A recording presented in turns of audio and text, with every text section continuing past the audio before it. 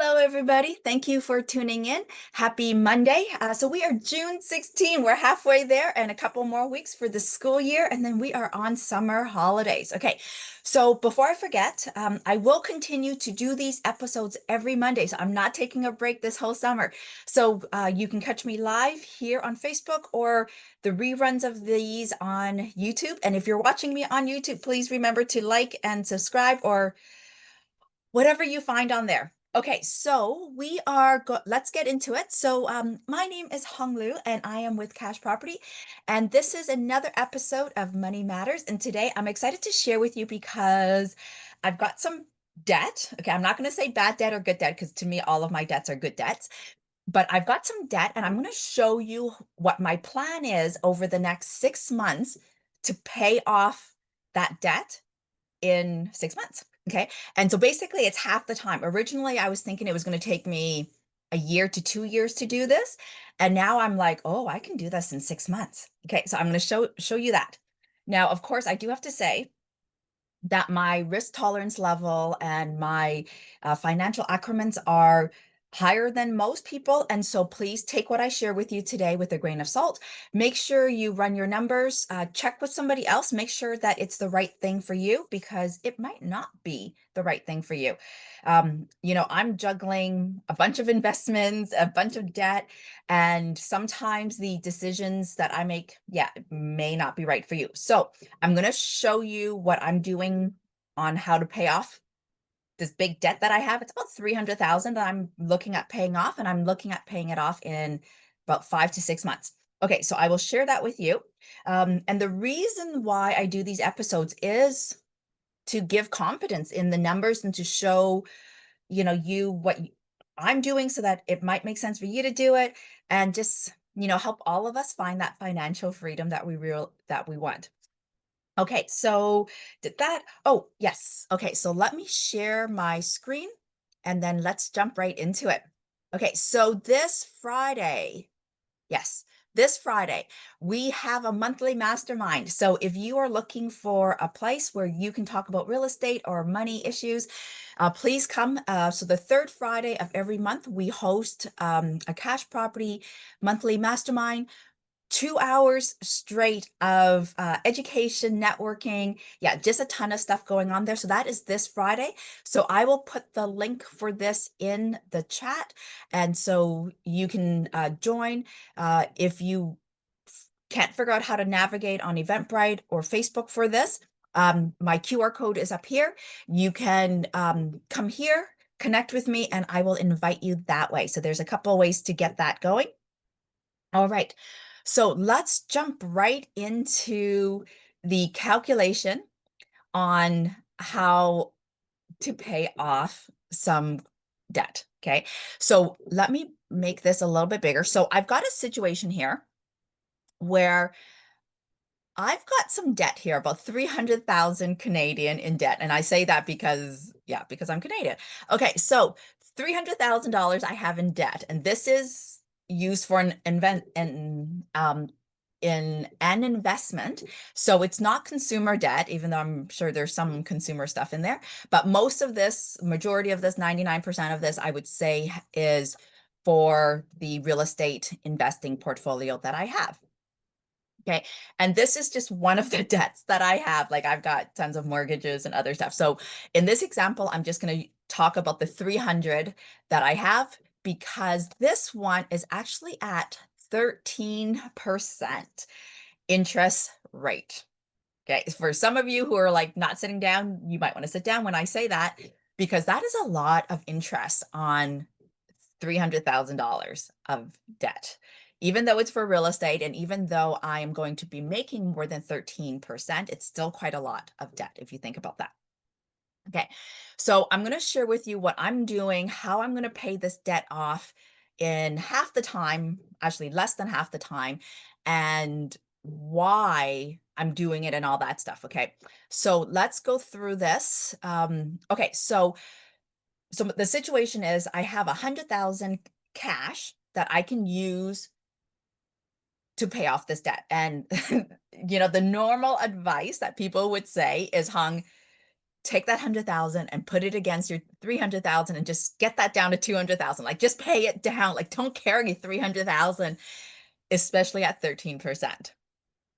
Okay. And yes, I can go and borrow other money at a cheaper rate, but in this particular case, I could not get anything cheaper than 13%. Okay. And I needed the cash pretty quickly to be able to execute on this one real estate deal. And so, yeah, so I've got this $300,000 in debt, okay, at 13%. So now I have 100,000 in cash. And so one of the things that I can do is I can invest that 100,000, pay off my 300,000 and just have 200,000 and just pay 13% on that, and that'll be done. And I can just, do my regular portfolio, figure out how I'm going to make enough income to cover the 200,000 at 13%. Okay. That's one way to approach it. That is not the way I'm going. Okay. The way I'm going is I'm going to take my 100, invest it somewhere else at higher than 13%.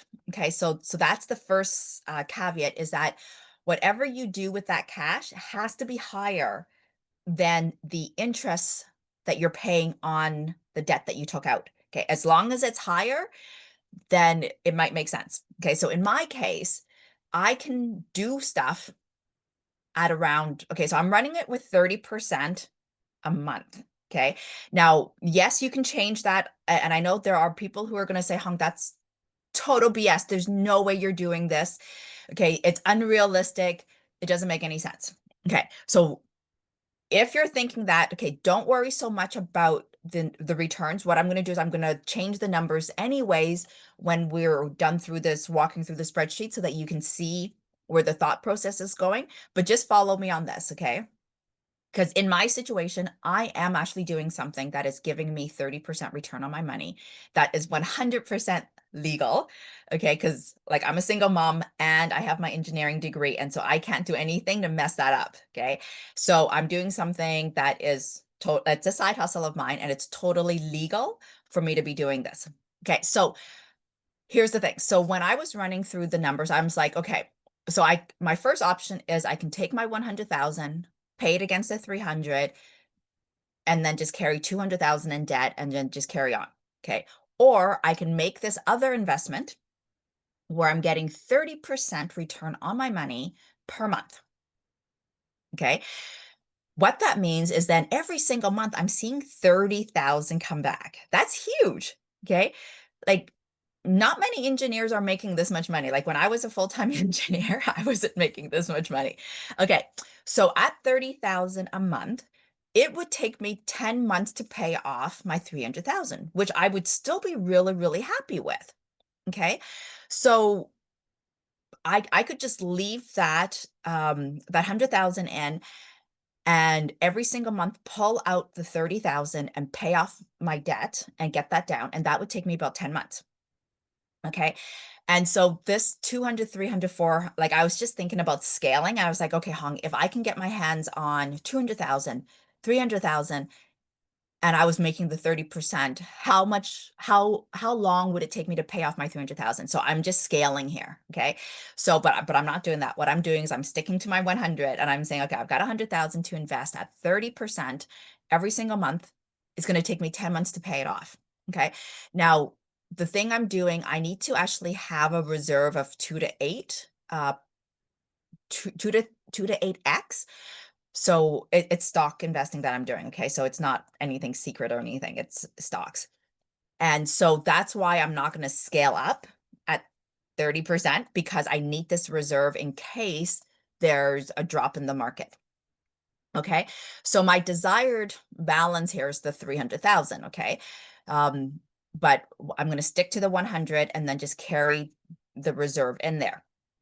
Okay. So as I was running this through, I was like, okay, so is it better to withdraw the earnings every single month, or to let it build up to the target amount that I want and then make one big withdrawal? Okay. So, like whenever I do my analysis, I always ask myself these what if questions or something like that, because then that will tell me what type of analysis I need to do and which one's better. Okay. So when I ran through this, I actually found out that it's better to leave the 30,000 in every single month and just leave it in for as long as I can so that the returns are higher. And then that way, let's say at the end of 3 months or 6 months or whatever time frame, I make that big withdrawal, and then it's a one-time big withdrawal and the debt's gone. Okay, potentially. Okay. And so in this case here, I would be building up my reserve separately through more borrowed funds like a HELOC or credit cards or something like that. Okay. So this is where I'm saying like the risk tolerance here, like you need to have quite a bit of risk tolerance. This strategy is not ideal for many people because now you're just taking on more debt. Okay.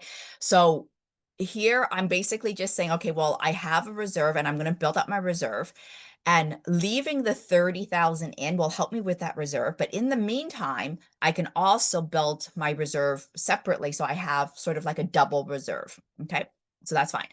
So my plan here is to leave the money in, build it to cover my margins if I need it. Because during the summer I'm going to be traveling and I won't have as much access to internet, and I'm not going to be on my computer as much. Okay. So that was the original plan. And then I was like, okay, well then when I come back in September, when I hit the 100,000, then I'm going to pull that out, pay down the debt. So I'll leave the 100 in, take out the whatever 100,000, because in September, in a couple of months, I should have like, 100,000, like an extra 100,000 to put towards the 300,000. Okay. So here I'm basically just calculating it out. And then here I was like, okay, well, okay, so I'll move this X off here because as I was doing the analysis, I was like, well, the numbers don't make sense here. Okay, so the idea here is that I was going to leave the 30,000 in and build it up. And so then once I got up to my 300,000, well, then how long would it take me to pay off my debt at that point? So how long would it take me to get from 100 to 300,000 and then to pay off the debt? Okay.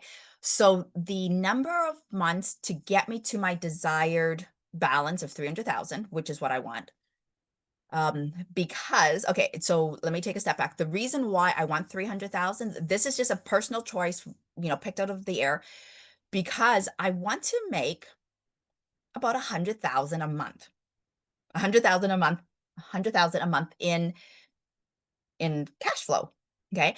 And so 300,000 at 30% would give me about 100,000. So that's why I picked that number. Okay. Now I'm going to adjust the 30% because I know if you're not in the position to make 30% a month, okay, or 30% on your opportunities, then this isn't going to be, it's going to be harder for you to accept these numbers. Okay. But keep in mind, like with private lending, we're getting anywhere from 15 to 20%, maybe, depending on the opportunity, per year. And then with flipping, if you're in real estate and you're doing flips, you could potentially get 25 to 50% in 2 to 3 months, depending on how successful your flips are. Some you might get that in a year. Okay. So depending on the strategy that you're doing, this 30% might be an easier thing to believe in. Okay. So, okay. So let me go back here. So if I had only 100,000 and my target was to get to 300,000, it would take me 6 months, 7 months to get to that number. Okay. So that's not ideal because by the time I go to pay off my debts, it would be 10 months. And so when I ran this, I'm like, well, that doesn't make any sense. Like here I'm compounding my interest. And so I should be able to pay off my debts a lot faster, not be at the same number. And that's when I realized that in this calculation that I did here, I didn't take into the effect of compounding interest. Okay. So that's why I crossed this out, because I'm like, okay, something doesn't fit right here. And when I went through the calculation to figure out where my mistake was, it was because I wasn't compounding my 30,000 a month, because if I'm leaving it every single month, I'm going to be compounding on that extra money. It's not just sitting there not doing anything. Okay. So, you know, if you're in a situation where you have debt and you have other investments, a lot of us are juggling. Hey, should I put my cash into an RSP or TFSA, or should I pay off my mortgage? Should I pay off my mortgage, or should I pay off my credit cards. Like which item should I be doing first, right? So I'm showing you something that I'm doing where I'm not paying my debt off first. I'm actually taking my money and doing an investment first and then paying off my debt. Okay. And then, as you know, I'll access that debt again and do some other investment. Okay. But it won't be at a crazy 13%. Like I'll figure out some other way to get access to cheaper money. Okay. And the reason for doing this spreadsheet is because now you're looking at it at the numbers and there's no emotion about it. Because for a lot of us, we want to pay off our mortgage especially if it's our primary home, especially if it's where we sleep and our family security is there. There's more of an emotional drive to pay off that mortgage. Okay. So the reason why looking at a spreadsheet is because now you're just looking at the numbers. There's no emotion tied into it. Okay. The other benefit of looking at it this way, especially for me, was because I actually forgot about the compounding effect, which was like for somebody who, looks at money all the time, right? It was a big like, what? How come the numbers didn't work? Okay. So I got this and I'm like, wait a minute, that doesn't make any sense. Okay. So I forgot about the compounding. So then what I did was I was like, okay, let's take the compounding into effect and see what that happens, what purpose that has. Okay. So here we go. So let's go into this chart here. So what I did was I said, okay, I'm going to put in 100,000. I'm going to make 30,000 on it. So at the end of the month, I'm going to have 130,000. So now I've got 130,000 starting and I'm going to make 30% on that in the next month. So I'm compounding my money significantly here. Okay. So that means my new balance at the end of every month is going to be column R. Okay. And to get my new balance, it's basically my 100,000 times whatever my ROI is to give me my return. And I add those together. Okay. So 100 plus the 130. And then the next month I have 130 plus now 39. So I've made an extra $9,000 on top. So now that takes me to 169. Okay. So now what I want to do is I want to leave this in and I'm like, okay, at what point can I take a chunk of money out, leave 100 in still so that I can still keep this investment going? Because all I need really is about 100,000 in there. Leave 100 in, take out what I can, and to pay off the 300,000 almost, right? Okay, so here, what I'm saying is, okay, so my debt paid off in number of months and I'm still leaving in 100K. So after about 5 months, okay, so in 5 months, I would actually have enough money to pay off my debt. So I would be withdrawing 271,000. Okay, so just at the 6 month mark, I would be able to withdraw 271, 300,000, pay off my debt, still keep 100 in, and still continue to make my return. Okay. Now, what was really interesting was as I was running through this, I had to remind myself, that, okay, 13% is a lot to be paying on money. Okay. But really, it's 1% a month. Okay. So, yes, it's high, but it's actually not that high in the whole scheme of things. Because here's the thing, when you have your money in a savings account, you're making about, you know, maybe one, two, like a GIC is maybe at 4%. Okay. So it's not that high. And especially when I'm seeing a 30% return a month, it's like it's night and day. Like it's not even comparing apples to apples here. Okay.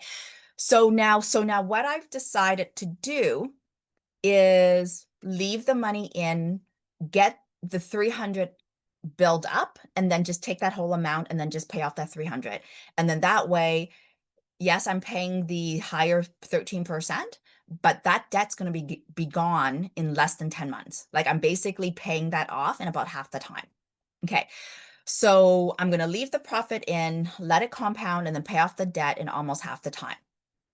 Okay, so now this is, of course, assuming that I'm adjusting my contracts, building the reserve separately, and I'm continuing to make this high return every single month. Okay, so now let's run the numbers a little bit with adjusting this ROI. Okay, so I realize that not everybody is going to be taking debt out at 13%. So maybe your debt's at 6, 7, or 8%, okay, which is good. So now let's just say you make 15% on your money. Okay, so now I'm gonna just adjust this. So I'm just gonna make this equal all the way through here so that we can see what the numbers is. Okay, so if you are starting with 100,000 and you can make 15% on your money, okay, now if you're not making 15% on your money, regardless of what avenue it's in, you should be making 15% on your money. Okay, like you per year, okay? And if you could do it per month, that's even greater, okay? A lot of people aren't doing this. Okay, so let's just say that you're able to do even 15%. Well, then now look at this. Our numbers are basically doubled, right? As we would expect. Okay, now if you are making 10% on your money, okay, well, it's going to take you 30 months to pay this $300,000 off, which to me, like that's 3 and a bit years, right? Like 3.5 years. To me, that's a really long time to be paying off debt. Like this is not a mortgage. Okay. Like if you have a mortgage, that's a different scenario. Okay. But this is debt. And so for me, I want to pay this off as quickly as possible. So I'm going to be targeting a way to make ROI as fast as I can per month. Okay. So now if we go over here, so regardless of whether you're making 10% or whatever on your money or even 5%, okay, and 5% a month is actually really, really good because if you do the math on that, if you take 5% star 12, okay, you're making 60% a year. Okay, not many people are doing that. So even, okay, I'm going to go down to 1% here. Okay, so 1%, okay, look at that. 1%, it's about 12% on your money a year. Okay. Look at how long that's going to take you. 300 months to pay this off. Like to me, that is a no-go. Okay. Like that sucks. Okay. So now at this rate, if we now go back over and change this and do the compounding on this, we're going to go here and put 1%, and then we're going to make this equal this every single month. So not ideal. Okay. But here's the thing. If you can leave your money in there and let it compound at 1%, okay.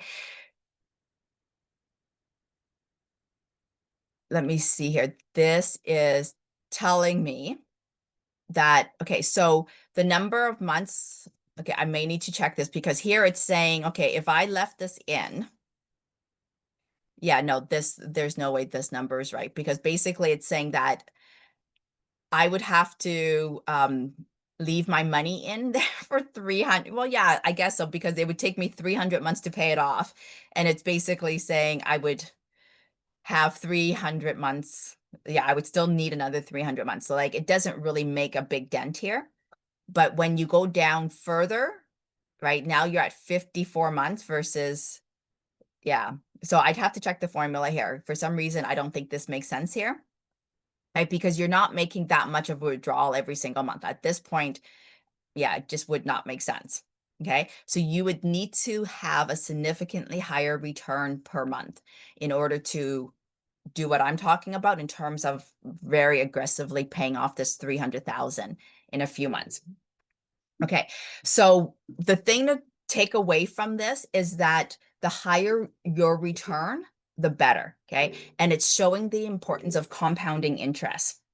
Okay. So that is what I have for you today. I will be back next Monday to go through another calculation. Thank you very much, everybody, for watching, and have a fabulous week. Bye, everybody.